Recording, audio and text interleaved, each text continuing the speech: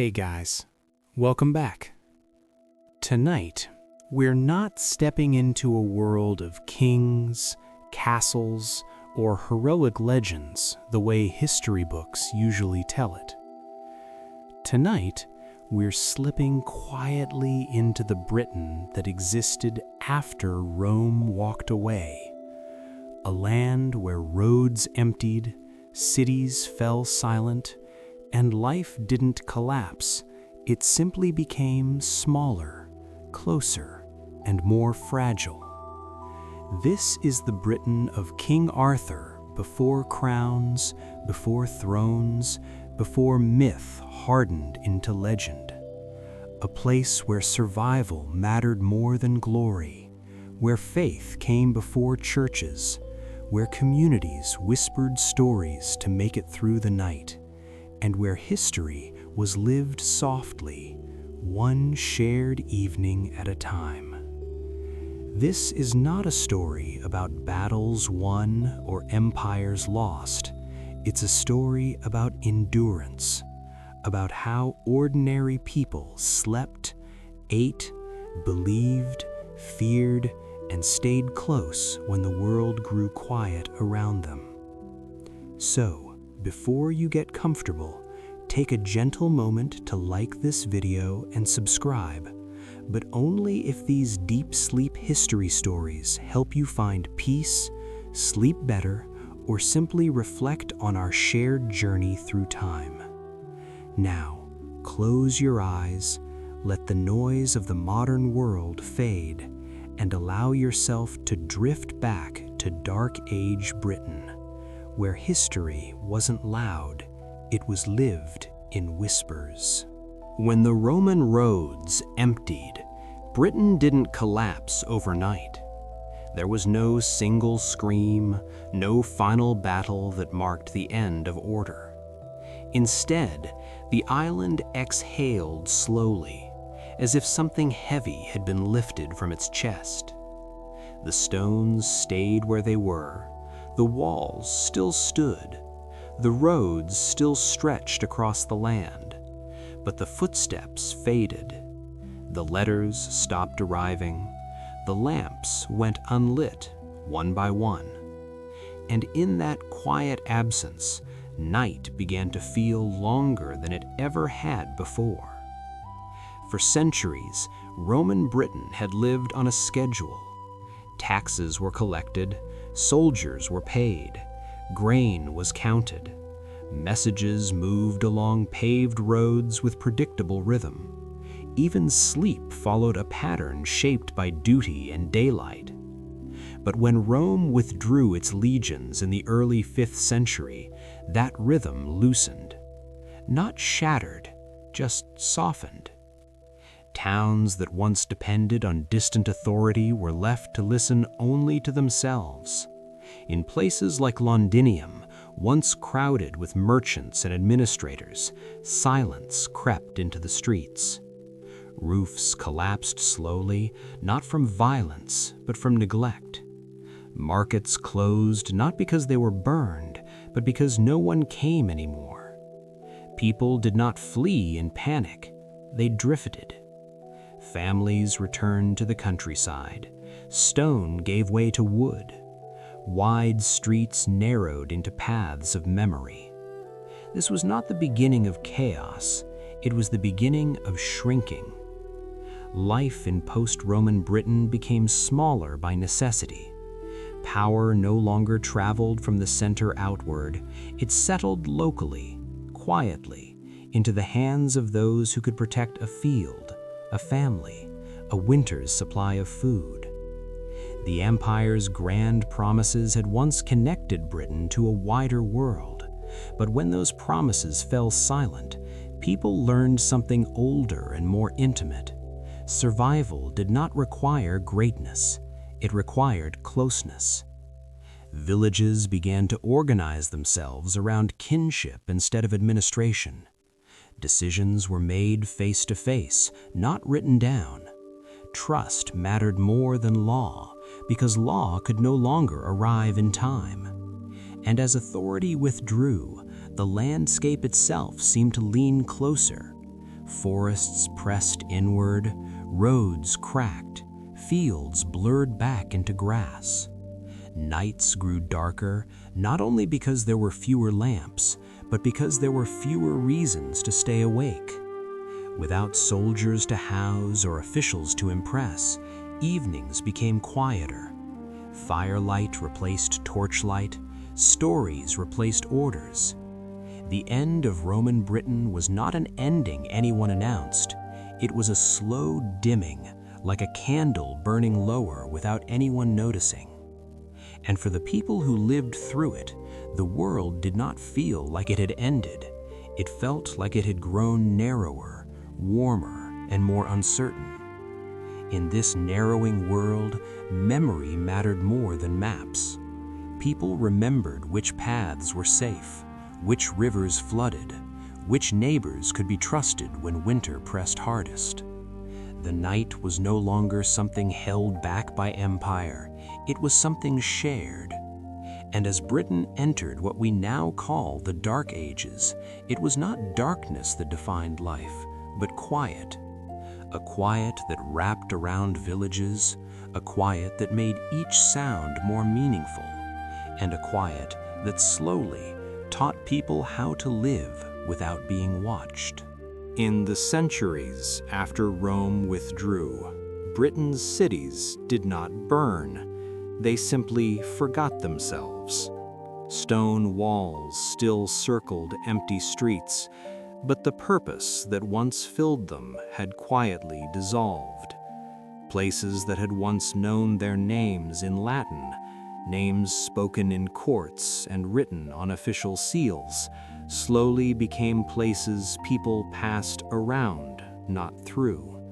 Londinium did not fall in a single moment. It thinned. Administrative buildings stood unused, their doors unbroken but unopened. Baths that once echoed with conversation cooled into silence. Without the steady arrival of supplies, wages, and orders, cities no longer made sense as places to live. People did not abandon them out of fear. They left because cities no longer fed them. And so families drifted outward, toward land that could answer more immediate questions. Where will we eat? Where will we sleep when winter comes? Where can we hear danger before it reaches us? In early medieval Britain, the answer to those questions was rarely found behind stone walls. It was found near soil, water, and people you already knew. As urban life receded, memory replaced infrastructure. Roads were still there, but fewer remembered where they led. Without maintenance, they narrowed, cracked, and blended into the land. Milestones lost their meaning. Distances were no longer measured by Roman precision, but by how long it took to walk before dark. Time itself changed shape. Without schedules imposed by empire, days followed the weather, nights followed the fire. People woke when light allowed and rested when it faded. This was not regression, it was adaptation. In the absence of centralized control, life reorganized around what could be seen, touched, and trusted. Villages became the true centers of Britain, not because they were powerful, but because they were practical. A village did not promise protection through law, it promised protection through familiarity. You knew who would notice if you did not return home. You knew whose door you could knock on when food ran low. Authority no longer wore uniforms or seals, it wore faces. Elders, warriors, kin leaders, these were people whose influence came not from distant titles, but from shared history. In this shrinking world, silence became a form of safety. Large crowds attracted attention. Attention invited trouble. Quiet living reduced risk, and so homes were built low. Settlements tucked themselves into folds of land near forests and rivers that could both sustain and hide. The landscape was no longer conquered, It was negotiated with. People listened to it closely. They learned its moods, and in doing so, they became smaller within it, not insignificant, but appropriately scaled. The idea of progress faded. What mattered was continuity. Could this place support us again next winter? Could these children grow into this land? Cities, once symbols of permanence, now felt fragile. Villages, once temporary, became enduring. And as the old urban centers slowly emptied, Britain did not lose civilization. It traded visibility for intimacy. The world became less grand, but more legible. And in that legibility, people found a quieter kind of order, one that did not announce itself, but held steady through long, dark nights. So what followed Rome's departure was not the sudden collapse later centuries would imagine. It was not a scream into darkness. It was a gradual narrowing of life's edges. Britain did not fall into chaos. It folded inward. The scale of the world simply became smaller, closer, and more personal. Where once authority had stretched across provinces, it now rested within walking distance. Where once identity was tied to empire, it now lived in family, field, and fire. People did not wake up one morning to discover they were living in a dark age. They woke up to the same hills, the same rivers, the same sky, only with fewer voices telling them what those things meant. And so meaning returned to the immediate. In early medieval Britain, survival became a quiet craft learned through repetition. Days were shaped by tasks that never appeared in records: mending, gathering, waiting. Without a distant power promising protection, people learned to measure risk carefully. They traveled less. They spoke softly about strangers. They invested deeply in what could not be taken easily: relationships, routines, shared memory. This inward turn did not make life empty, it made it dense. Every choice carried weight because there were fewer buffers between action and consequence. The land was no longer an abstract resource managed by officials. It was something felt underfoot, something read like a text by those who depended on it. Fields were watched for signs. Weather was listened to like a language. Time stretched and compressed according to need. Without clocks or schedules enforced by empire, people lived inside cycles. Dawn mattered more than dates. Seasons mattered more than years. And within these cycles, community became the quiet architecture of stability. A village was not just a collection of homes, it was a memory bank. Who had survived the last harsh winter? Who knew how to find water when streams dried? Who could be trusted to keep watch while others slept? In this world, knowledge did not travel far, but it traveled deep. The absence of empire did not erase order, it changed its texture. Order became something you could feel rather than something you could name. It lived in habits, in shared expectations, in the unspoken understanding that everyone's survival was bound together. Nights, too, changed character. Without the glow of urban centers or the assurance of distant patrols, darkness pressed closer. But it was not always feared. Darkness signaled rest. It gathered people inward, toward warmth and story. Fires became centers of gravity. Around them, people spoke softly, not to entertain, but to remember. Stories were not performances, they were anchors. They held together a sense of who belonged and why. This was a world where silence was common, but not empty. Silence carried information. It told you when animals moved, when weather shifted, when something was wrong. To live well was to listen well. And so Britain, in the centuries after Rome, did not lose itself. It redefined itself at a human scale. Grandeur faded, certainty faded, but connection sharpened. Life became less visible to history, but more visible to those living it. And as the nights grew longer, people learned not how to conquer the dark, but how to live gently within it. In Dark Age Britain, no one planned for decades ahead. Life did not stretch that far into the future. Instead, people planned for winter, measured time by the next harvest, and quietly hoped that spring would return once more. The village was built around this understanding. It was not designed for growth or ambition, but for endurance. Houses were small, low to the ground, pressed close together as if leaning inward for warmth. Thatch roofs bent with the wind, absorbing rain and sound. Smoke drifted constantly from hearth fires, settling into clothes and hair until the smell of burning wood became a second skin. Inside these homes, space was shared. Families lived together across generations, not because it was sentimental, but because it was practical. Children learned early that survival was communal. No one ate alone. No one slept far from the fire. The village did not wake up with a sense of purpose as we define it today.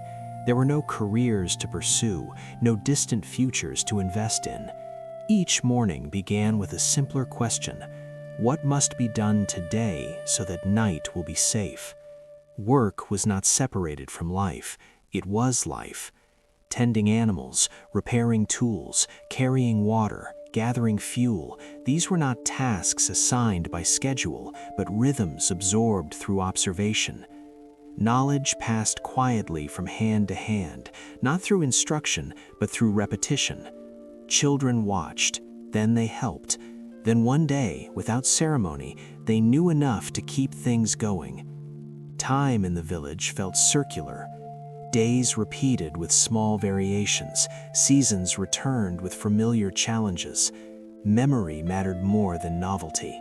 A good year was one where nothing went terribly wrong. Success was measured not in gain, but in continuity. Could the family stay together? Could the fire be kept burning? Could the food last until the thaw? In this world, ambition was not forbidden. It simply had nowhere to go. Survival demanded attention. Planning too far ahead invited disappointment. The village, therefore, lived gently within the present. Conversations were practical, rooted in weather, animals, and people nearby. News from beyond the village arrived slowly, if at all, and rarely changed daily decisions. What mattered was immediate trust. Who would help mend a roof before the rain? Who would share grain if stores ran low? Who would stand watch when unfamiliar footsteps approached after dark? These relationships formed the invisible structure of village life. There were no written contracts to enforce cooperation. Reputation carried weight. Memory enforced balance. A person who failed the village once might be forgiven, but not easily forgotten. In this way, morality was lived rather than preached. The hearth was the center of this moral world. Around it, stories were told not to entertain, but to remind. Stories of winters survived, of storms endured, of mistakes made and lessons learned. They did not speak often of distant heroes or kings. The village did not expect rescue from elsewhere. It expected to rely on itself. And in that expectation, there was a quiet dignity. Life was fragile, but it was also deeply known. People understood the limits of their world and lived carefully inside them. Tomorrow was never guaranteed, but tonight, if the fire held and the walls stood, that was enough. In a Dark Age village, no one asked what they wanted to become. There was no word for career in the way we understand it now, because life did not unfold along a ladder. It unfolded in circles. From childhood, each person slowly absorbed a place within the household, not as a title, but as a rhythm. Children were not prepared for futures far away. They were prepared for the next task close at hand. A child learned to carry water before learning to speak in full sentences. They learned the sound of animals at night before learning stories of distant lands. This was not cruelty, it was clarity. Survival demanded early familiarity with responsibility. Within the large family, roles were fluid but understood. Elders remembered seasons. Adults carried strength. The young learned by watching. No one specialized in a single thing. To survive meant to be adaptable. A person who could repair a tool, calm an animal, and recognize weather patterns was more valuable than someone who mastered only one skill.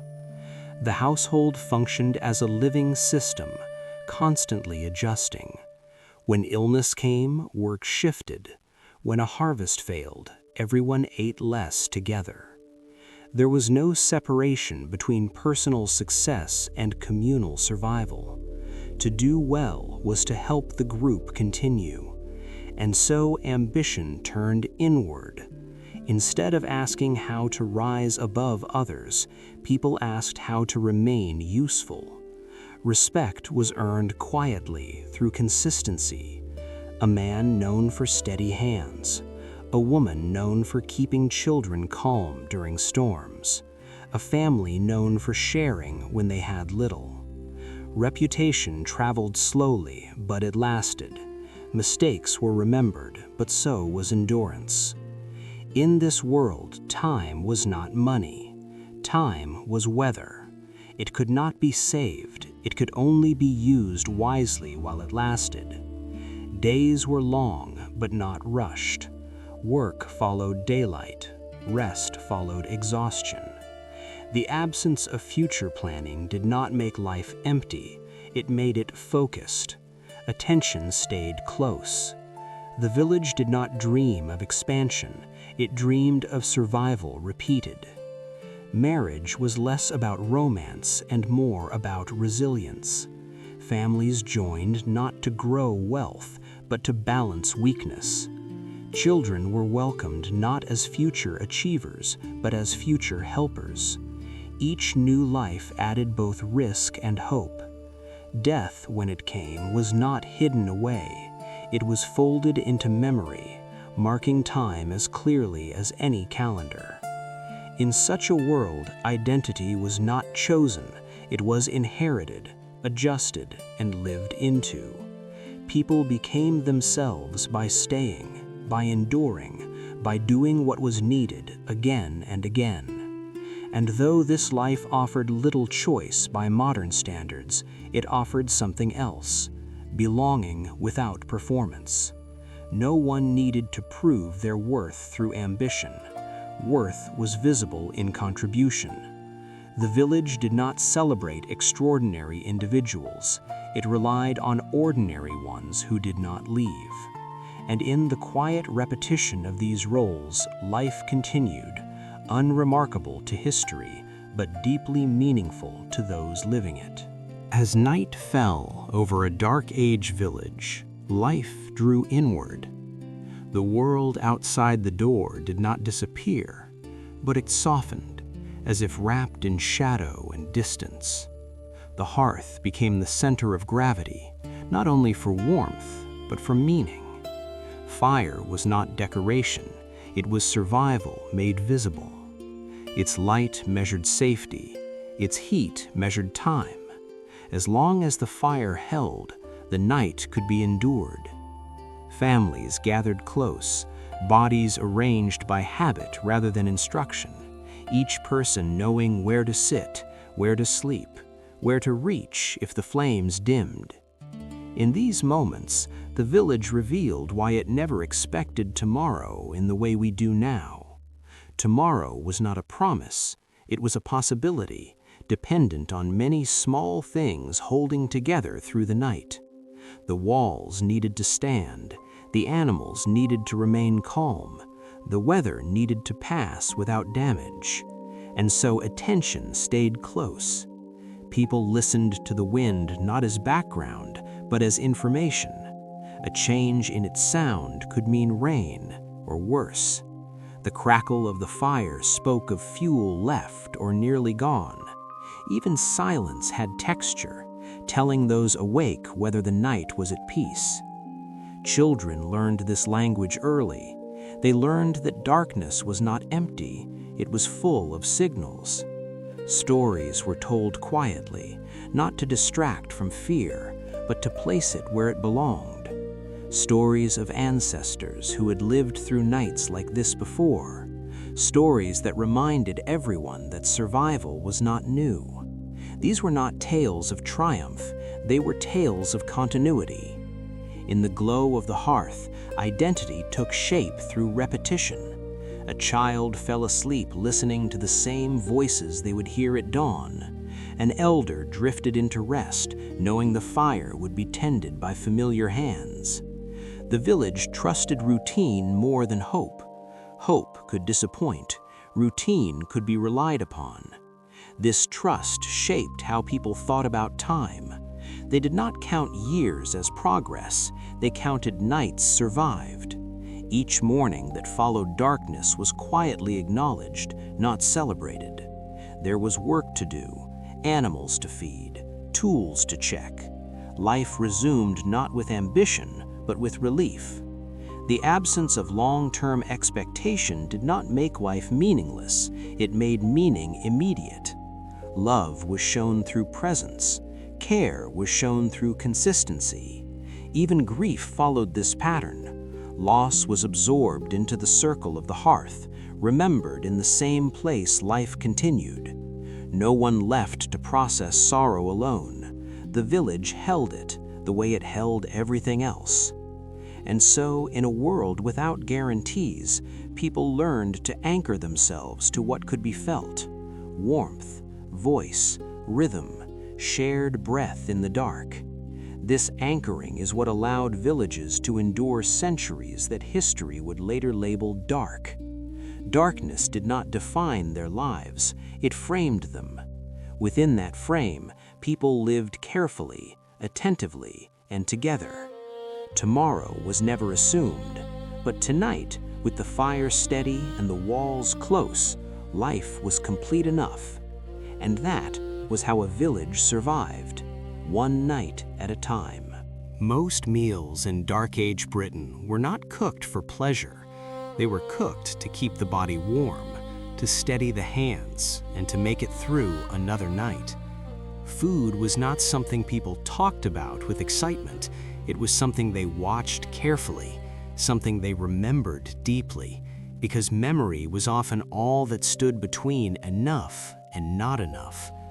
In a village where tomorrow was uncertain, the hearth was not only a source of heat, but the place where survival was measured daily in bowls, crusts, and quiet portions. The first lesson a child learned about food was not taste, but patience. Grain took time, fire took time, hunger took longer. Barley bread, dense and dark, was a staple not because it was beloved, but because it endured. It filled the stomach slowly and stayed there, warming the body from within.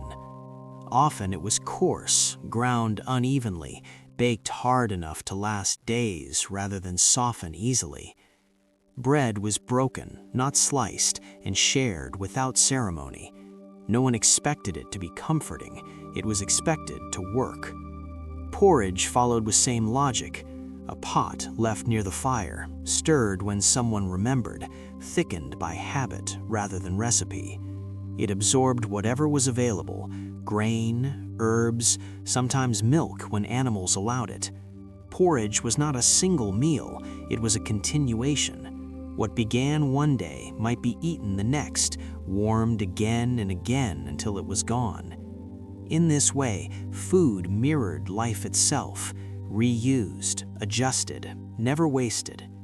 Milk, when available, was precious but unstable. It could spoil quickly, so it was drunk fresh or turned into something that could last. Cheese, butter, curds. Children learned early which animals could be milked safely and when. These were not culinary skills, they were survival knowledge, passed quietly within families, guarded more carefully than stories. Meat appeared rarely, and when it did, it carried weight. An animal was not killed lightly. It represented stored labor, future warmth, future food. When meat was eaten, it was salted, dried, or smoked, stretched across weeks, even months. A single slaughter fed many meals, and those meals were remembered. Not because they were indulgent, but because they marked a moment when the village had enough. Seasons shaped everything. There were times of fullness, when harvests went well and bowls were filled without counting. And there were seasons of restraint, when food was measured carefully, portions reduced quietly, and hunger became familiar but controlled. Children learned the difference without explanation. They felt it in the weight of bread, in the thickness of porridge, in the silence that followed meals when no one spoke of seconds. Food was never just sustenance, it was reassurance. A warm bowl meant the fire was still burning, the animals still alive, the village still holding together. Families did not remember dates as much as they remembered winters. The winter when grain ran low, the winter when milk froze, the winter when someone shared more than they could spare. These memories attached themselves to taste and texture, to the feel of bread in the hand and steam rising in the cold air. And so eating became a ritual of continuity. Each meal repeated what had worked before. There was little room for experimentation. Familiar food meant predictable outcomes. Predictability meant safety. In this way, diet in Dark Age Britain was shaped less by choice than by trust. Trust in what had sustained the family before. Trust in what the land had offered again and again. When people ate, they were not imagining abundance, they were affirming survival. And in that affirmation, there was a quiet comfort, deeper than pleasure, settling in with the warmth of the fire and the slow, steady rhythm of breath at the end of the day. In Dark Age Britain, hunger did not arrive suddenly. It crept in quietly, measured not by empty plates, but by smaller ones. People learned to recognize its approach long before it announced itself. The porridge grew thinner. Bread felt lighter in the hand. Meals ended earlier in silence, not because there was nothing to say, but because everyone understood what it meant. Hunger was not treated as an emergency unless it truly became one. Panic wasted energy. Discipline preserved it. Villages survived not by eliminating hunger, but by learning how to live beside it without surrendering to despair. Seasons taught this lesson again and again. After harvest, bowls were generous, hands moved freely, laughter returned to the hearth. Food tasted warmer, richer, even when it was the same grain prepared the same way. Fullness carried a sense of relief that settled into sleep easily. But as winter advanced, that feeling changed. Stores diminished. The work did not stop, but the rewards softened. Meals became quieter. Portions became deliberate. Children learned when not to ask for more by watching the adults. No words were needed. The village practiced restraint as a shared language. Eating less was not framed as loss, it was framed as protection. To eat carefully today meant to eat at all tomorrow. This understanding shaped behavior gently, without coercion. No one counted calories, they counted days until thaw. Food decisions were moral decisions. To take too much was not simply greedy, it was dangerous. It weakened the group. And so moderation carried social weight. Those who showed restraint were trusted.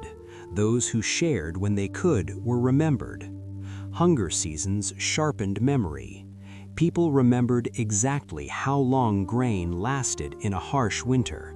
They remembered which animals survived the cold. They remembered which fields flooded too early. These memories guided future choices, not through planning documents or forecasts, but through embodied knowledge. When spring finally returned, it did not feel like abundance immediately. It felt like permission. Permission to loosen control slowly. Permission to thicken porridge again. Permission to breathe. The first fresh foods, greens, milk, eggs, were welcomed not with excitement but with gratitude. They did not erase hunger, they marked its retreat. And even in seasons of relative fullness, the memory of scarcity never fully disappeared. It lived quietly in habits. Food was still served with care. Waste remained unthinkable. Every crust mattered because it had mattered before. In this way, hunger seasons taught emotional discipline as much as physical survival.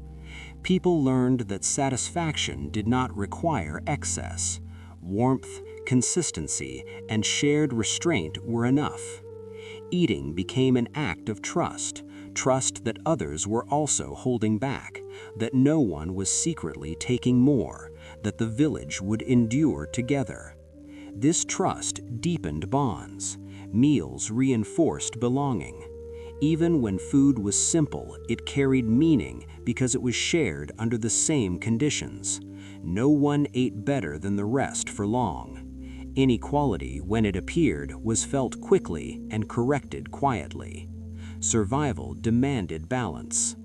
The rhythm of hunger and fullness shaped how people thought about comfort. Comfort was not abundance, it was predictability. Knowing that tomorrow's meal would resemble today's was reassuring. Variety was less important than reliability. And so when people sat down to eat at the end of a long day, they were not seeking pleasure, they were seeking continuity. Each measured portion affirmed that the village was still managing its resources wisely. Each shared bowl confirmed that no one was facing the season alone. Hunger seasons passed, fullness returned, and then hunger returned again. This cycle was not feared, it was expected. And in that expectation, people found steadiness. They learned that eating less did not mean losing life, it meant preserving it, one careful meal at a time. In Dark Age Britain, food lingered long after it was eaten. Not in abundance, but in memory. Taste carried stories more reliably than words. A certain thickness of porridge, a familiar saltiness in preserved meat, the faint sweetness of milk warmed just enough. These were not preferences, they were reminders. Each meal echoed those who had cooked before, those who had eaten from the same bowls and warmed their hands at the same fire. Recipes were not written because they did not need to be. They lived in repetition, in muscle memory, in the way hands moved without thinking. A child learned to cook by standing close, by stirring when told, by tasting what had always tasted the same. And when elders passed, their presence did not vanish, it softened into habit. Someone noticed that the porridge was stirred a little differently, that the bread was broken at the same place each time. Food became a quiet way of keeping people near, even after they were gone. In a world where death was familiar and unavoidable, meals offered continuity. The dead were not separated from the living by ceremony alone. They were carried forward through shared practices. When families ate, they did so surrounded by layers of memory. This deepened the meaning of food beyond survival. Eating together became an act of remembrance. A bowl of stew was never just nourishment, it was a link. It connected past winters to present nights, and present nights to those yet to come. Even scarcity strengthened this bond. When food was limited, choices mattered. Who received the thicker portion? Who ate first? Who pretended not to be hungry? These decisions were remembered. They shaped how families understood care and sacrifice. Over time, food taught values more effectively than instruction. Children learned generosity by watching adults divide portions. They learned patience by waiting. They learned trust by eating what was given without question. These lessons settled into the body, as enduring as hunger itself. The sensory nature of food made memory gentle. Smells returned people to moments without effort. The scent of smoke recalled evenings spent safe inside while storms passed outside. The taste of bread recalled mornings when work resumed after survival was confirmed. Eating marked transitions between fear and relief, between night and day. This rhythm soothed the mind. It gave structure to uncertainty. And so food became one of the village's strongest tools for emotional stability. In times of stress, routines held. The same pot was placed near the fire. The same order of serving was followed. Familiarity calmed more effectively than words. There was no need to promise that things would improve. Repetition itself was reassurance. Each meal said, "We are still here, and we know what to do." This knowledge allowed people to rest. Sleep came easier when the body recognized the pattern of the day's end. Warm food shared quietly signaled that danger had passed for now. The mind could release its vigilance. Breath slowed, muscles softened. Even worry learned when to pause. In this way, food prepared the village not only for survival, but for sleep. It closed the day gently. It allowed the night to arrive without panic. The memory of having eaten, of having been included, lingered like warmth under blankets. And so, in Dark Age Britain, meals did more than sustain life. They held it together. Through hunger and fullness, through loss and continuity, food carried the village forward, one remembered taste at a time. Sleep in Dark Age Britain was never an escape from the world. It was a careful negotiation with it. When night arrived, people did not retreat behind thick walls or close heavy doors that promised silence. Most homes offered little separation between inside and out. The same wind that moved through the trees pressed gently against thatched roofs. The same rain that soaked the fields tapped softly above sleeping heads. Darkness did not arrive as a sudden curtain. It crept in gradually, filling spaces where firelight could not reach. And in this half-lit world, sleep came not as surrender, but as agreement. Families slept together because distance offered no advantage. Warmth was shared, not for comfort alone, but for survival. Bodies were arranged close to the hearth, where embers were kept alive through the night. Fire was watched carefully, fed sparingly, never allowed to die completely. Its presence marked safety. Its sound marked continuity. The crackle of wood was not noise to be escaped. It was reassurance that someone was still awake, that warmth remained within reach.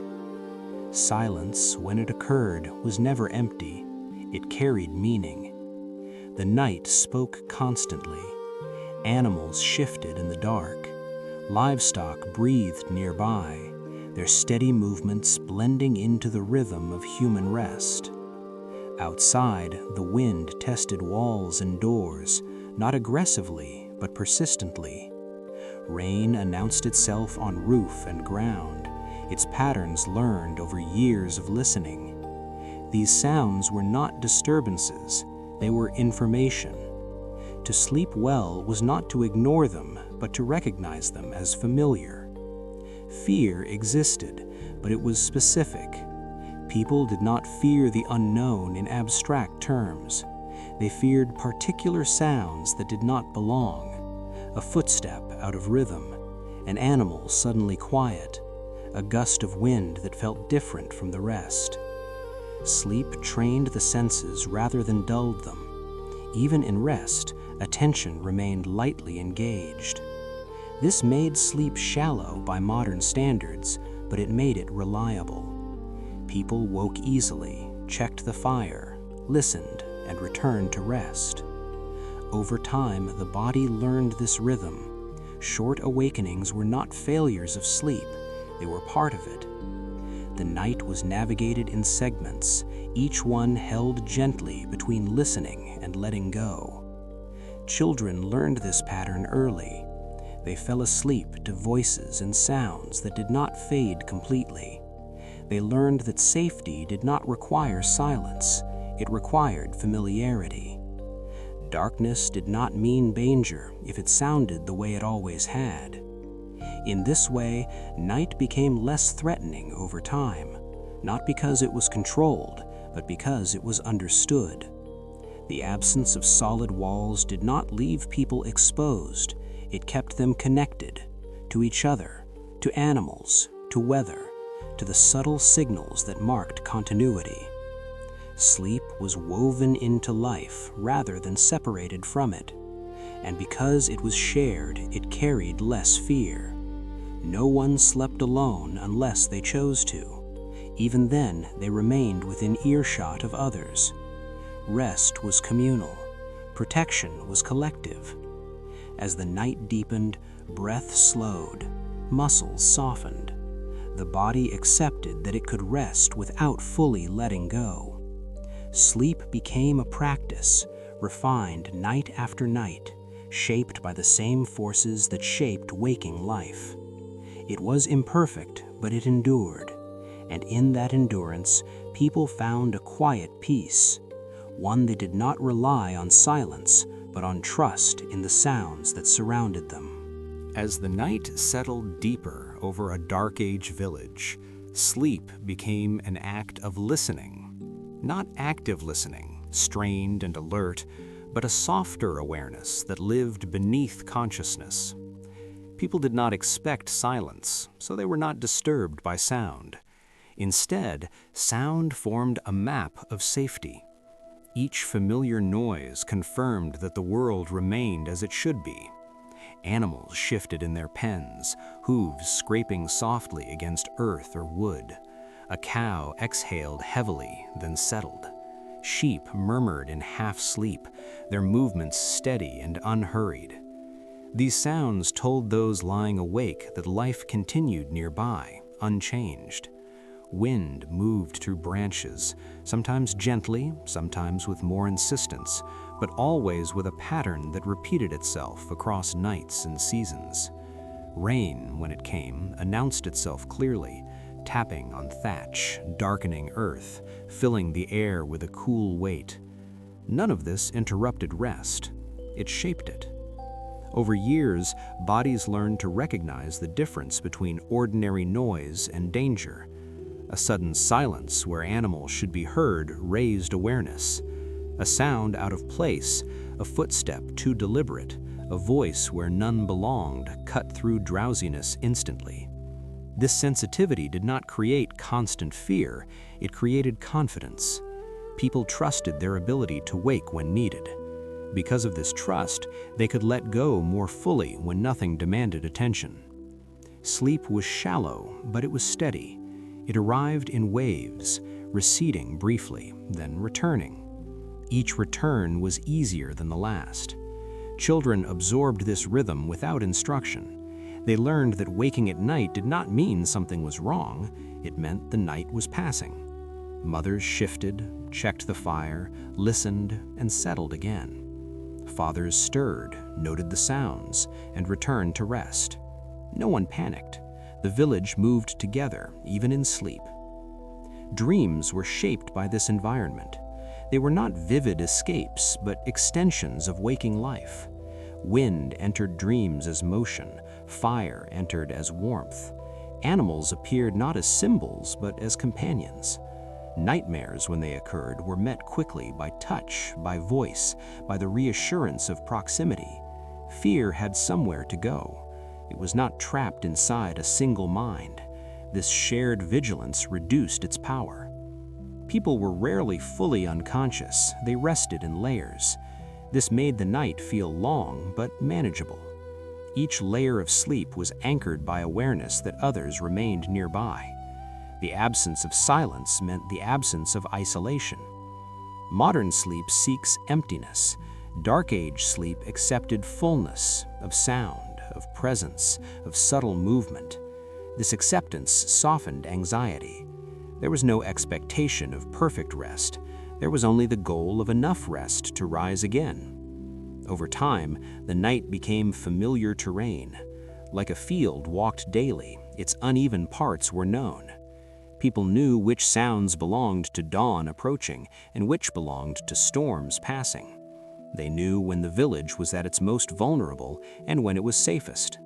This knowledge reduced uncertainty, and reduced uncertainty made rest possible. Sleep did not promise renewal in the modern sense. It promised continuity.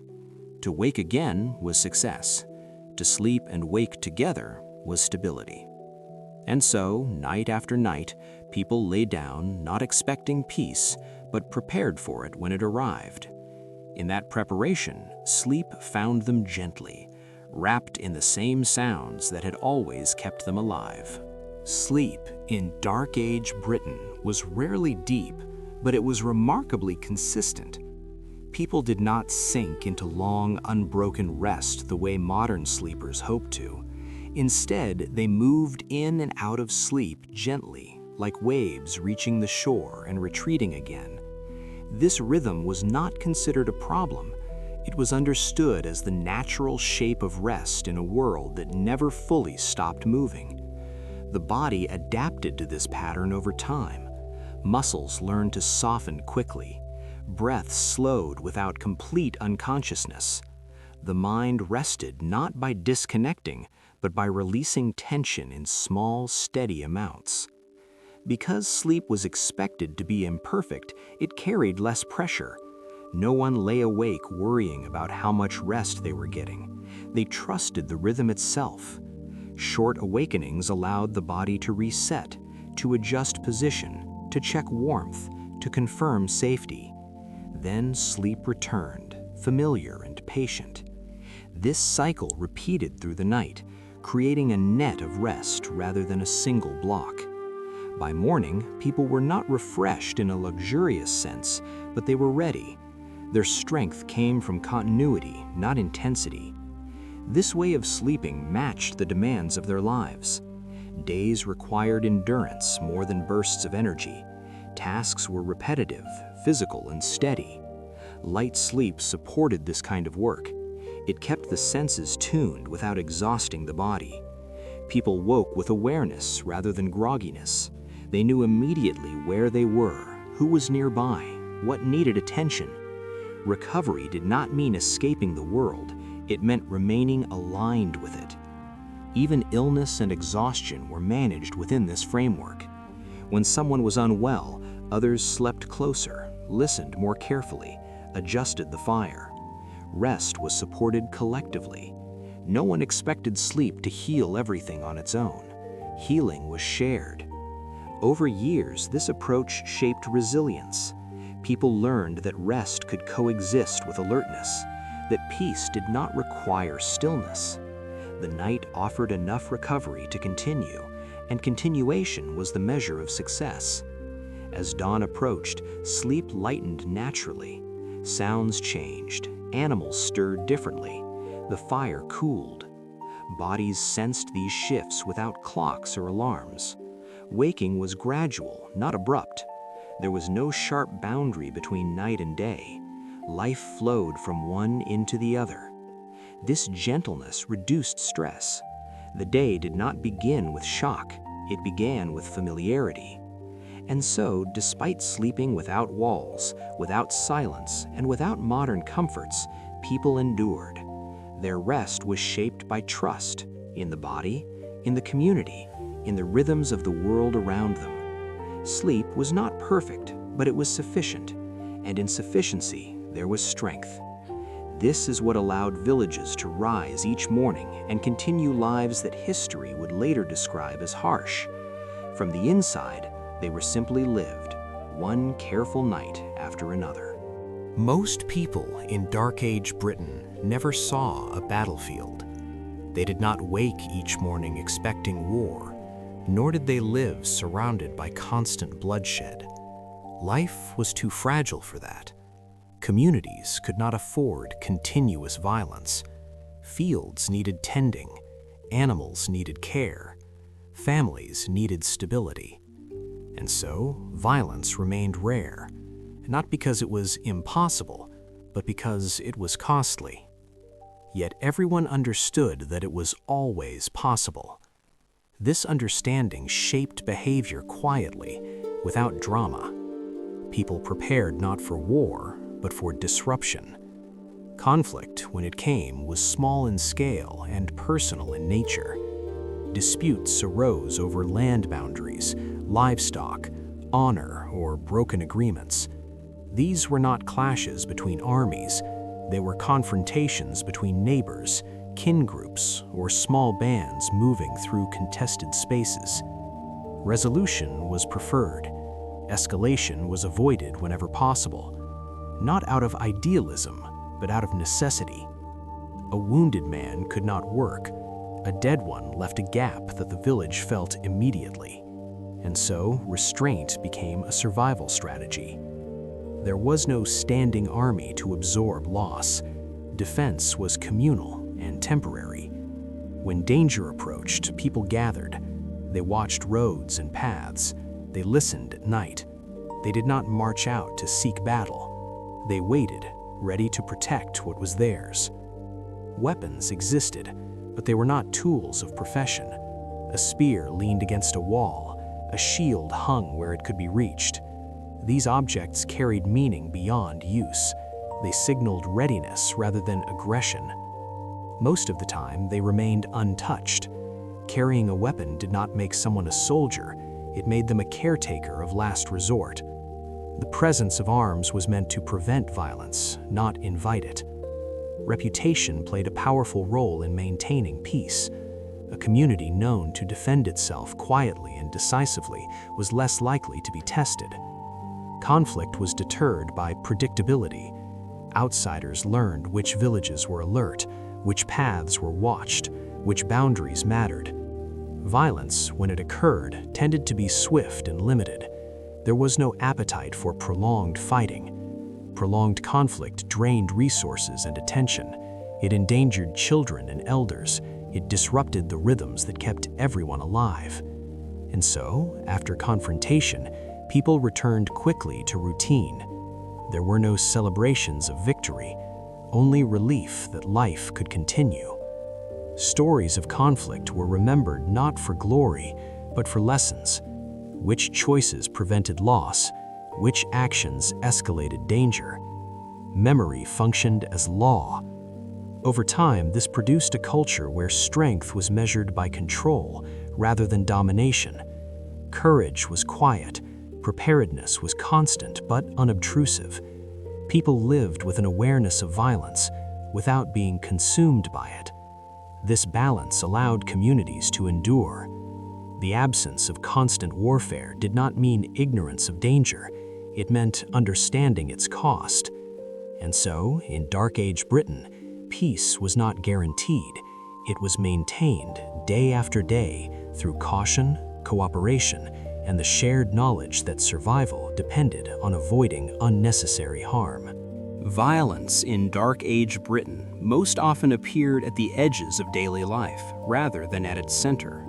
It lived on roads between villages, along river crossings, and near boundaries where responsibility blurred.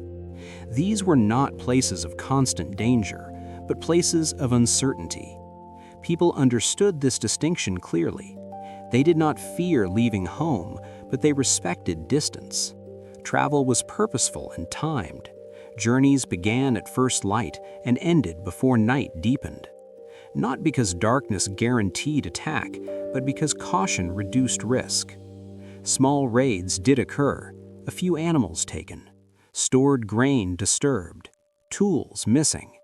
These acts were disruptive but rarely escalated into open conflict. The goal of such raids was not domination, it was opportunity, a chance taken when defenses were thin and attention elsewhere. Those who carried out these acts avoided confrontation. They preferred speed, surprise, and disappearance. Prolonged violence invited retaliation, and retaliation threatened survival. Communities responded in measured ways. They repaired fences, they adjusted routines, they shared information quietly. Roads were watched more closely for a time, then gradually returned to normal. No alarms echoed through the night, no calls for vengeance spread unchecked. The response was practical, not emotional. This approach reflected a deep understanding of balance. To overreact was to invite further trouble. To underreact was to appear vulnerable. Villages learned where to stand between these extremes. They cultivated reputations for calm readiness. Travelers noticed which settlements greeted strangers carefully but fairly. Trust was earned slowly and withdrawn quickly.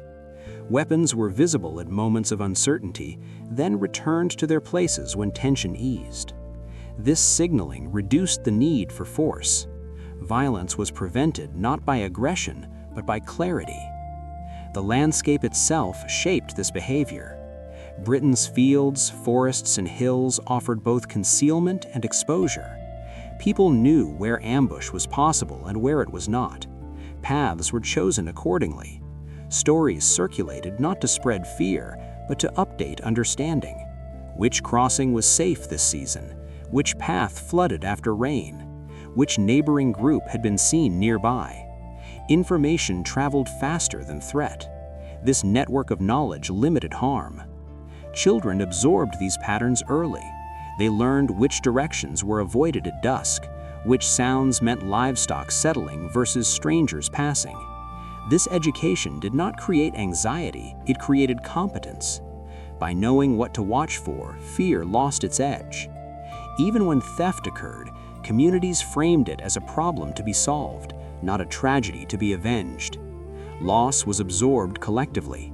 Sharing reduced impact. Repair followed quickly. Life resumed.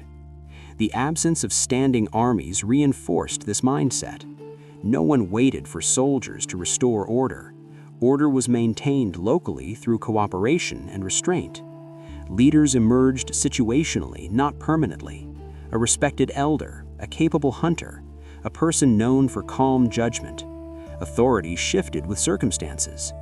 This flexibility prevented power from hardening into oppression. It also prevented violence from becoming routine. When conflict did flare, it burned briefly and then faded. The goal was always the same: return to normalcy as soon as possible. Peace was not romanticized, it was functional. It allowed crops to grow and children to sleep. It allowed memory to accumulate without being dominated by trauma. And so, while the possibility of violence never vanished, it remained contained. It existed as a boundary condition, not a daily reality. People lived aware of it without being ruled by it. This awareness sharpened judgment and encouraged humility. Survival favored those who chose avoidance over confrontation, preparation over bravado. In this way, Dark Age Britain maintained a quiet stability that contradicts modern assumptions. Violence was present, but it was not the defining feature of life. The defining feature was the collective effort to keep it rare. In Dark Age Britain, weapons were present, but they were not central. They existed at the edges of daily life, visible yet restrained, like reminders rather than invitations. A spear leaning against a wall was not a promise of violence, it was a statement of responsibility. To own a weapon was not to live by it, but to acknowledge that the world could change without warning. Most people who carried arms did so rarely and reluctantly. A weapon was heavy, not just in the hand, but in meaning. It represented a line that once crossed altered relationships permanently. Because of this, weapons were treated with care. They were kept close enough to be reached, but far enough to be avoided. Children grew up seeing them, but not playing with them. They learned early that these objects were not toys nor symbols of status. They were last measures. In this culture, honor was not proven through combat, but through restraint. A person known to draw a weapon too quickly lost trust. Quick violence suggested poor judgment. The respected individual was the one who could prevent conflict from reaching that point. Reputation mattered more than strength. Villages remembered who acted with calm under pressure, who spoke before striking, who protected without escalating. These memories traveled quietly, shaping expectations long before danger appeared. When weapons were used, it was brief and decisive. There were no rituals of prolonged fighting, no celebrations afterward. The goal was always the same: end the threat and return to normal life as quickly as possible. Even victors did not linger in triumph. Triumph invited retaliation. Restraint invited stability. Over time, this created a shared understanding of boundaries. Everyone knew where the limits lay. Violence was not taboo, but it was bounded. It existed as a possibility, not an identity. This distinction mattered. It allowed communities to acknowledge danger without glorifying it. Arms were tools of preservation, not domination. They protected homes, families, and routines. They were not instruments of conquest. This reality contrasts sharply with later myths that paint the Dark Ages as an era defined by constant war. From the inside, the period was defined by effort to keep life ordinary in an unpredictable world. Weapons were part of that effort, but only one part, and rarely the most important. More powerful than any spear or shield was the collective agreement to avoid unnecessary harm. That agreement was reinforced nightly in shared meals, shared sleep, and shared vigilance. It was renewed each morning when people returned to fields rather than battlefields. This does not mean violence never scarred lives. It did. Loss occurred. Grief followed. But even grief was absorbed into a culture that prioritized continuation over revenge. Memory served as guidance, not fuel for endless conflict. And so, as night fell and weapons returned to their resting places, the village settled again into its familiar rhythm. The presence of arms did not disturb sleep. Their stillness reassured it. They stood as quiet witnesses to a choice made again and again: to live cautiously, cooperatively, and with enough strength to endure without seeking to dominate. In this way, Dark Age Britain maintained a fragile but lasting balance. Violence was acknowledged, prepared for, and contained. Life, meanwhile, continued, carefully, quietly, and together. If Arthur existed, he did not rule from a throne carved in stone or gold. He did not sit above others by law or title. In Dark Age Britain, kingship did not look like what later centuries would imagine. There were no palaces that guaranteed authority, no crowns that commanded obedience by their shape alone. Power lived closer to the ground. It moved with people, with memory, with trust. A leader was followed because others chose to follow, not because they were compelled. This is the world in which the figure later called Arthur may have lived. If he existed at all, he would not have been a distant monarch. He would have been present, seen, known, tested repeatedly by those around him. Leadership in this time was personal. It depended on reputation earned through action, protection offered in moments of danger, judgment shown in moments of dispute. A leader was someone who could hold a group together when pressure threatened to pull it apart. That pressure came not from grand wars, but from constant uncertainty. Raids, migrations, fragile alliances, and the slow erosion of Roman structures left Britain fragmented. In such a landscape, authority could not be inherited securely. It had to be renewed again and again. Trust became the true currency of power.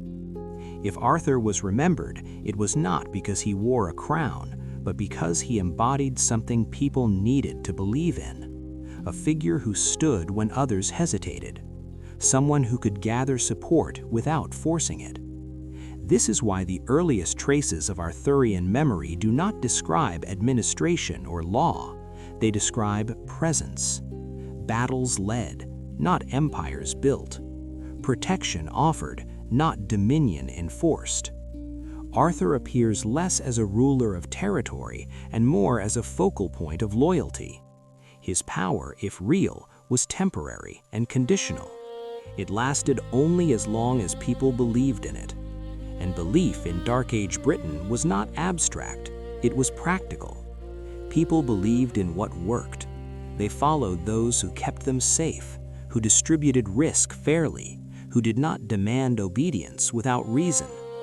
When those conditions failed, loyalty moved on. This fluidity shaped how memory formed. Stories did not preserve titles or dates, they preserved character, courage, restraint, generosity, resolve. Over time, these qualities condensed into a single name. Arthur became less a man and more a vessel, a way of holding together collective memory of leadership that felt just, effective, and human. As centuries passed, later societies layered their own expectations onto this memory. Thrones appeared, swords gained names, courts grew elaborate, but beneath those additions lies a quieter origin, a leader remembered not for ruling, but for belonging. Arthur, in this sense, represents a kind of authority that modern systems rarely recognize, authority rooted in relationship rather than institution, in shared risk rather than hierarchy. This makes him difficult to place historically, but easy to feel. People did not need Arthur to be a king in the later sense. They needed him to be reliable. And reliability is remembered long after structures fall. As night deepens, this understanding softens the legend. Arthur becomes less distant, less monumental. He moves closer to the firelight, closer to the people who told his story to explain their past and steady their present. In that closeness, the myth rests, not as a tale of power, but as a memory of trust, carried gently from one generation to the next. So if Arthur was remembered as a leader in Dark Age Britain, it was likely during moments of danger rather than times of peace.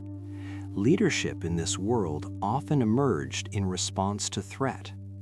When pressure mounted, raids intensified, alliances strained, or survival felt uncertain, people looked for someone who could coordinate action. Not someone who ruled daily life, but someone who could step forward when needed and step back when the moment passed. This is the kind of leadership that fits the Arthurian memory most closely. A war leader, not a ruling king. Such figures did not govern territory year after year. They gathered support temporarily, led when necessary, and then dissolved back into the community. Victory did not automatically create a dynasty. It created relief, and relief did not demand permanent authority. In fact, permanent authority was often viewed with suspicion. Power that lingered too long risked becoming extractive rather than protective. In a society built on fragile cooperation, that was dangerous. If Arthur led battles, they were likely defensive or strategic rather than expansive. The goal was not conquest, but stabilization, to push back a threat, restore balance, and allow life to continue. Once that balance returned, the reason for centralized leadership faded. The leader's role diminished naturally. This pattern explains why Arthur does not appear in records as a continuous ruler. He surfaces in moments, not reigns. Memory holds on to those moments because they mattered intensely at the time. People remembered who stood with them when they were afraid. They remembered who coordinated effort when fragmentation threatened collapse. They did not remember administrative details because administration was not what saved them. Action did, courage did, judgment did. Over time, these memories clustered around a single figure, not because there was only one such leader, but because collective memory prefers simplicity. One name is easier to carry through generations than many. Arthur became that name.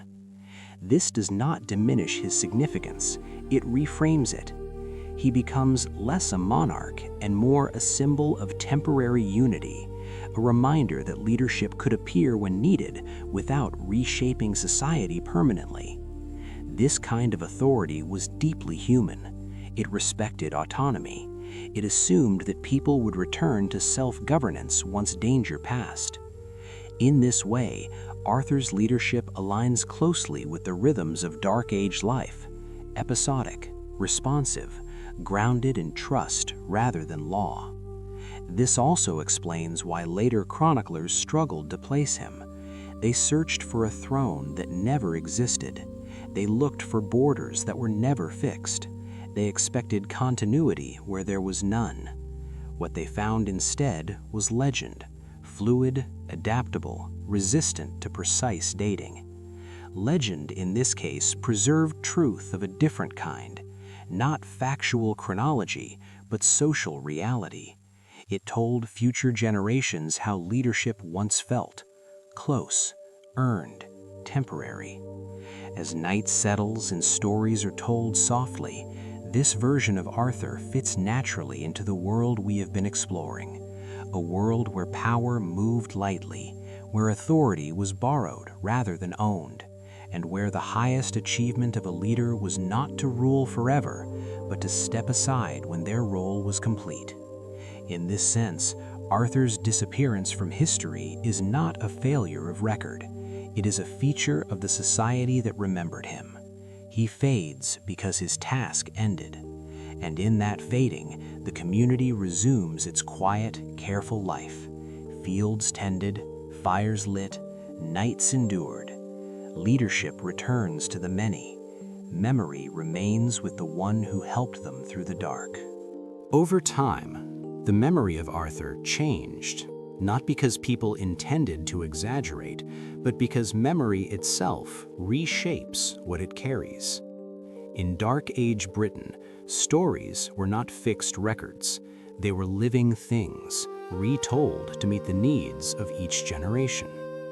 As years passed and direct experience faded, what remained were impressions, feelings, the sense that once, in a dangerous time, there had been someone who brought people together. As those who remembered the original events grew old and died, the responsibility of remembering passed to those who had never met the man, only the meaning attached to his name. With each retelling, details softened while significance deepened. A leader who had been followed became a king who ruled. Temporary authority stretched into permanence. Trust hardened into law. This transformation did not happen overnight. It unfolded slowly, almost gently, as communities searched for continuity in a changing world.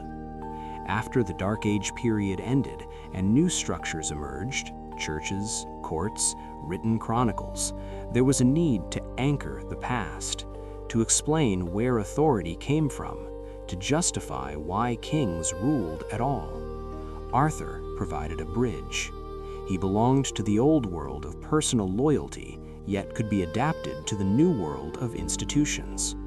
Writers and storytellers did not invent him from nothing. They refined him. They added elements that made sense to their time: thrones, swords, councils, kingdoms. These additions did not erase the original memory. They layered over it. Beneath the crown, Arthur still carried the quiet strength of someone trusted in crisis. Beneath the legend of Camelot lay the reality of temporary camps, shared fires, and fragile alliances. This layering explains why Arthur feels both historical and mythical. He is not anchored to documents, but to emotion. People did not remember him because they knew exactly what he did. They remembered him because they recognized what he represented. In moments of uncertainty, societies look backward for reassurance. They shape their past to steady their present. Arthur became a mirror reflecting ideals of leadership as they evolved. To medieval writers, he was a Christian king. To later romantics, a noble ruler. To modern historians, a question mark. Yet at his core, the legend retains a human outline, a figure who emerged when needed and disappeared when the moment passed. This is why Arthur never fully belongs to any one interpretation. He remains adaptable, because adaptability is what kept communities alive in his supposed time.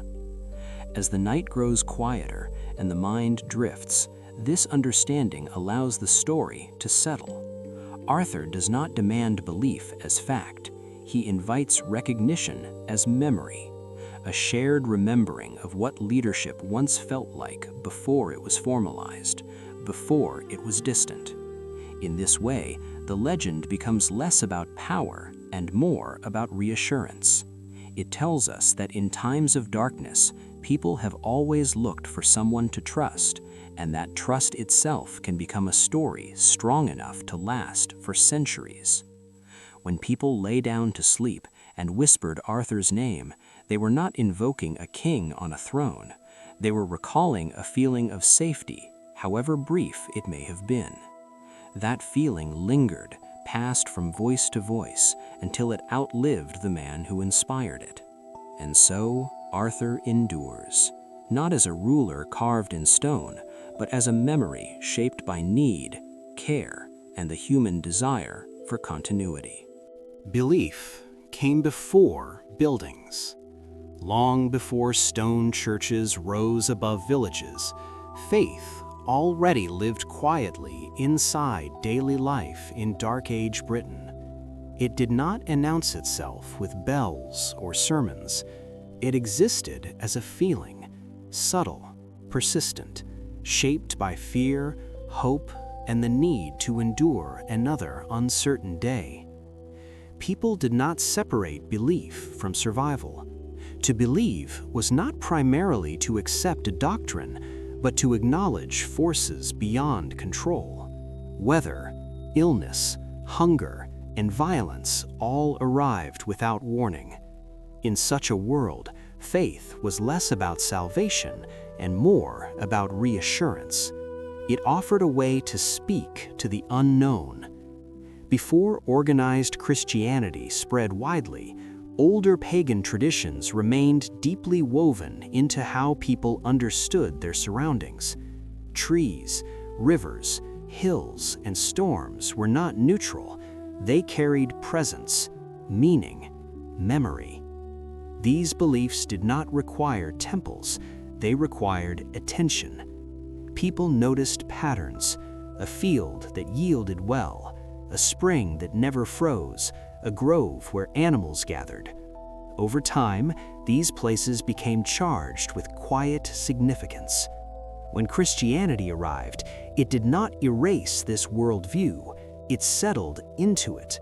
Early Christian belief in Britain adapted gently, often coexisting rather than confronting.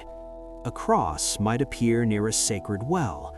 A prayer might be spoken alongside an older charm. This blending was not confusion, it was continuity. People kept what helped them cope. They did not abandon familiar ways of understanding the world simply because a new belief system arrived.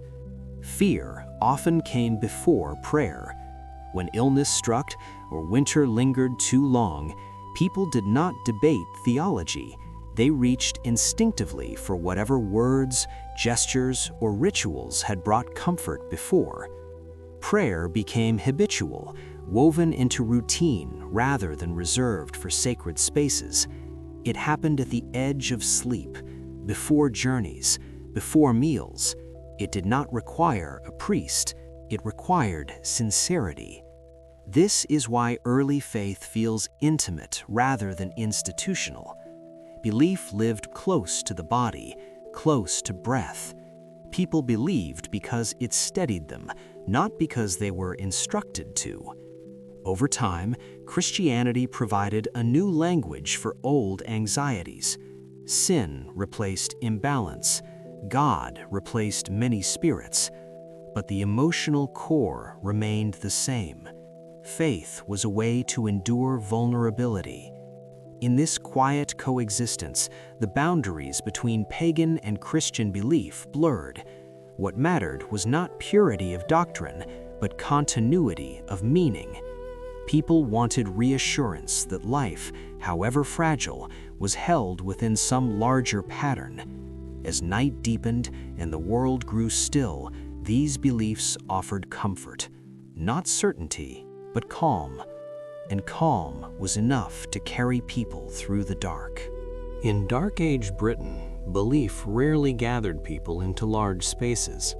It lived instead in small gestures, repeated quietly, often alone. Faith was practiced in moments that did not look sacred from the outside. A hand touching wood before sleep, a whispered phrase before crossing water, a pause at the threshold of a home before stepping into the cold. These actions were not performed to impress others, they were performed to steady the self. Without formal churches or regular clergy in many areas, belief became personal by necessity. People learned faith the way they learned survival, through observation, imitation, and habit. Children watched adults murmur words they did not fully understand. They copied the motions not because they were told to, but because the motions seemed to matter. Over time, meaning settled into muscle memory. Ritual did not require explanation, it required repetition. These small practices created a sense of continuity in a world where little else was stable. Days changed with the weather, food supply fluctuated, safety could never be assumed, but rituals remained. They marked time when calendars did not. They offered rhythm when certainty was absent. Pagan customs and Christian prayers blended easily at this level because both served the same purpose. They created moments of pause, moments where fear could be acknowledged without taking over. When someone fell ill, there was no clear boundary between medicine and prayer. A remedy might be prepared while words were spoken softly alongside it. Healing was not seen as mechanical, it was relational. It involved unseen forces that needed respect. These beliefs did not depend on doctrine, they depended on experience. If something brought comfort once, it was used again. If it failed, it was quietly abandoned. Faith evolved this way, not through councils or debates, but through trial and emotional memory. This is why early religious life in Britain feels intimate rather than dramatic. There were no grand conversions happening in a single moment. Belief seeped slowly into daily life, adapting to what was already there. Even as Christianity spread, it did so by aligning with existing rhythms. Holy days echoed older seasonal markers. Saints replaced local spirits, but often kept the same associations with wells, hills, or protection. For ordinary people, these changes did not feel like replacement. They felt like continuity. At night, when fires burned low and conversation faded, faith became most present. Sleep was vulnerable. Dreams were unpredictable. Darkness amplified uncertainty. Small rituals before rest helped create a boundary between waking fear and the unknown hours ahead. A prayer did not promise safety, it promised presence, that someone, something was listening, and being listened to mattered deeply. In a time without walls strong enough to keep out danger, belief became a kind of shelter, not one that blocked harm, but one that made it bearable. Over generations, these quiet practices shaped how religion was understood. Faith was not a performance, it was a companion. It walked alongside daily life rather than standing above it. This is why early belief endured even when institutions were weak. It was woven too deeply into habit to disappear. As the night grows still, this understanding softens the idea of religion. It becomes less about authority and more about care, less about rules and more about reassurance. And in that gentleness, the past feels closer, not distant or strange, but human and familiar, breathing slowly in the dark. Night was when belief mattered most. In Dark Age Britain, darkness did not simply mean the absence of light. It meant exposure. When the sun set, boundaries weakened. Sounds traveled farther. Shapes became uncertain. Fires burned low, and with them the sense of control. People understood that night carried risks that daylight kept at bay. Animals moved differently. Illness felt closer. Fear did not arrive as panic, but as awareness. A quiet knowing that protection was limited. In this space, belief did not need to explain the world. It needed only to make it bearable. Prayer before sleep was not formal or lengthy. It was brief, intimate, often whispered. Sometimes it was no more than a repeated phrase or a familiar rhythm of words learned in childhood. These words were not chosen for their theological precision. They were chosen because they had been spoken before, and because they had been spoken by others who survived the night. In a world without locks strong enough to guarantee safety, belief offered psychological shelter. It did not stop danger from existing, it softened its presence. By naming fear, prayer gave it shape, and by giving it shape, it reduced its power. People slept knowing that nothing was guaranteed, but something was acknowledged. This acknowledgement mattered.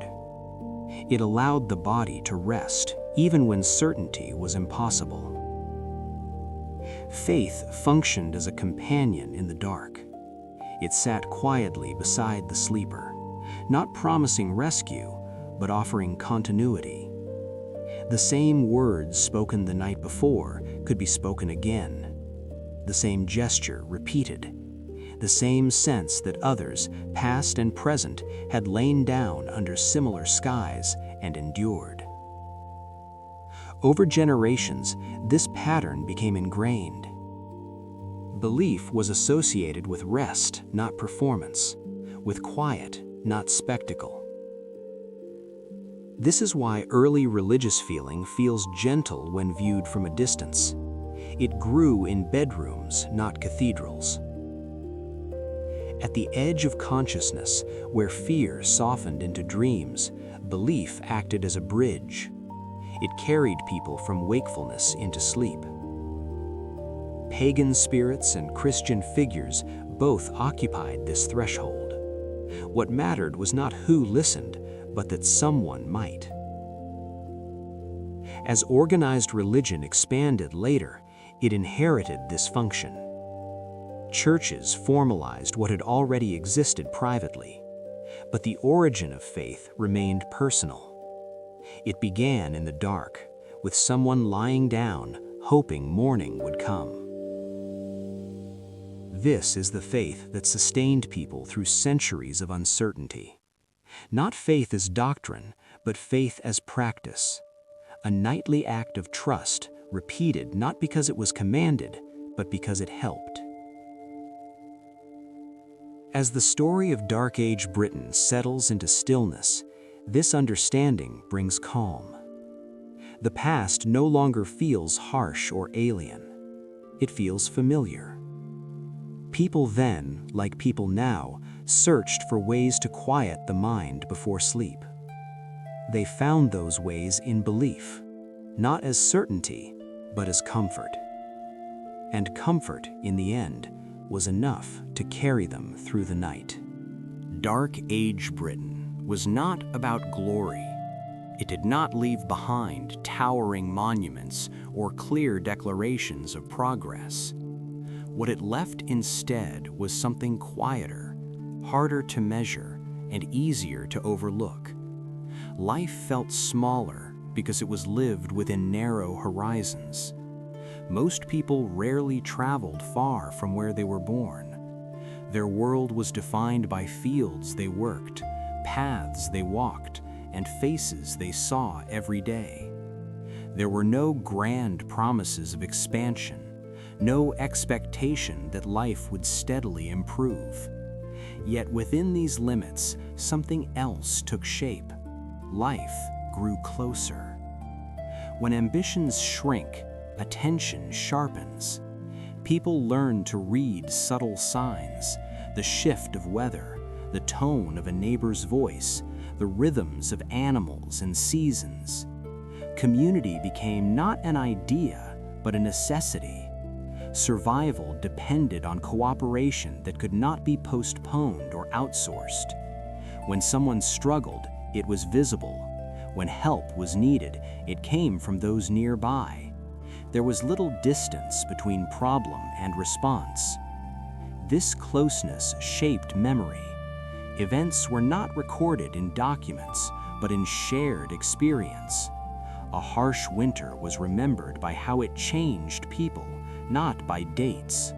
A good harvest was recalled through stories told around firelight, not through numbers.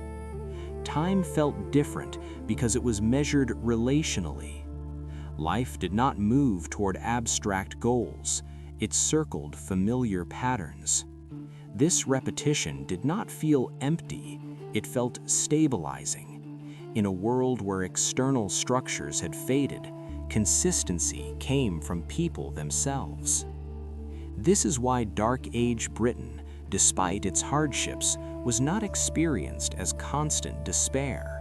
There was grief, fear, and loss, but there was also continuity. Children grew, elders remembered, routines held. The scale of life allowed emotions to be shared rather than hidden. There was little room for isolation. Even solitude was temporary. People lived close enough to hear one another breathe at night. This proximity created resilience. When the world outside felt unpredictable, the world inside the community became dependable. Over time, this way of living shaped values. Endurance was respected more than achievement. Reliability mattered more than ambition. Being present outweighed being impressive. These values rarely appear in heroic histories, but they sustained real lives. As the centuries passed and larger systems returned, kingdoms, churches, written laws, these smaller ways of living did not vanish immediately. They lingered beneath the surface. Even as society expanded again, the memory of closeness remained. It surfaced in stories of shared hardship, in legends that emphasized loyalty over conquest. This is why Dark Age Britain continues to feel intimate when we listen closely. It speaks not of greatness, but of care, not of triumph, but of persistence. As the night deepens and the mind loosens its grip on the day, this understanding offers comfort. It suggests that meaning does not require scale, that life can be full even when it is small, and that closeness, quietly shared, can carry people through uncertainty, then and now. When we look back at Dark Age Britain, it is tempting to measure it by what it lacked. Roads fell apart, cities emptied, written records grew quiet. From a distance, it can appear like a shrinking of the world. But from inside that world, life did not feel like disappearance. It felt like concentration. When systems grow large, individuals often feel small. When systems fall away, individuals move closer together. In Dark Age Britain, meaning was no longer produced by institutions. It was produced by presence, by showing up. by remembering names, faces, and stories because there was no one else to remember them for you. This is why memory lasted longer than monuments. Stone erodes, records burn, but shared experience, passed gently from one voice to another, can survive centuries. Life felt smaller because it had to. Resources were limited. Certainty was rare, but closeness filled the space that ambition left behind. People depended on one another in ways that modern life rarely requires. That dependence created a quiet form of wealth, not the wealth of accumulation, but the wealth of connection. To be known, to be recognized, to be missed if you were gone. These were not dramatic achievements, but they were deeply human ones, and they endured.